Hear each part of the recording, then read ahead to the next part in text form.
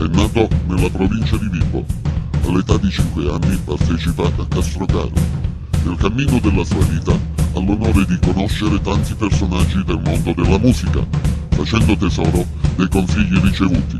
Dio, dopo averlo visto piangere e soffrire, lo trasformò in musica e poesia.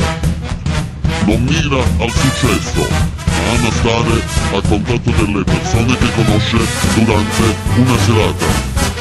Il suo motto è dare un sorriso a chi ha bisogno.